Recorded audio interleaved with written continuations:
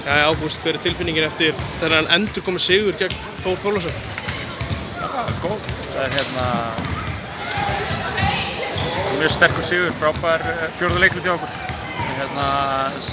Vorum bara í tölur vandræðum með í 2 leikluta og varnarlega.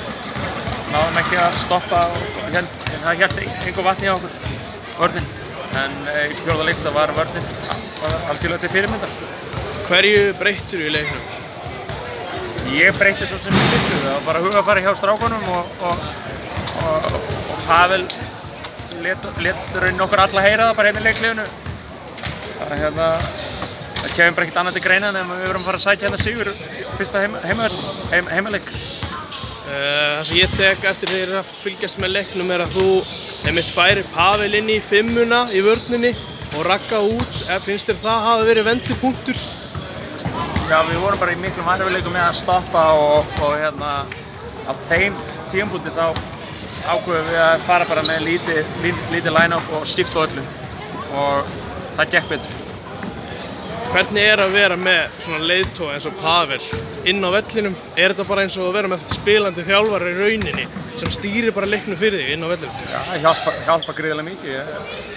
Pavel kemur með þessa reynslu sem okkur vantar að klára leikina og hann gaf okkur öllum mikið sjálfstraust hérna í fjórða leikluta og það var það sem vantaði kannski upp á þarna í öðrum og þriðja. Við vorum mjög pirraðir á sjálfum okkur. Ef það er eitt kannski slæmt sem þú tekur út úr leik, einhver gallar, hvað væri það? Já, við erum bara komnir stutt á veg og mikið sem við þurfum að laga og varnarleikurinn okkar sem að sóknarleikur er engan veginn nógu góður.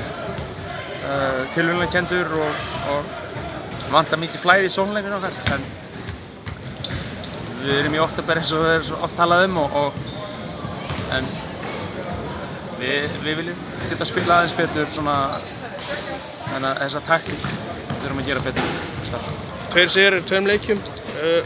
Sérðu fram á að geta haldið þessu í rauninni, ekki kannski 100% sigurhlutfalli en mjög jákvæð sigurhlutfalli eitthvað langt fram. Við erum bara að hugsa núna bara næsta leik. Nú er það bara hér í næsta leik og við erum það er bara ég veit ekki eins og hverju við eigum eftir það ég veit við eigum í næst. Þannig að við erum bara ekki að hugsa lengra en það. Þannig að við erum bara að reyna að vera eins góður og við mögulega getum. Það gengur ekkert rosalega hratt en meðan við erum að vinna og spilum mikið betur þá getum við verið ánægð með það.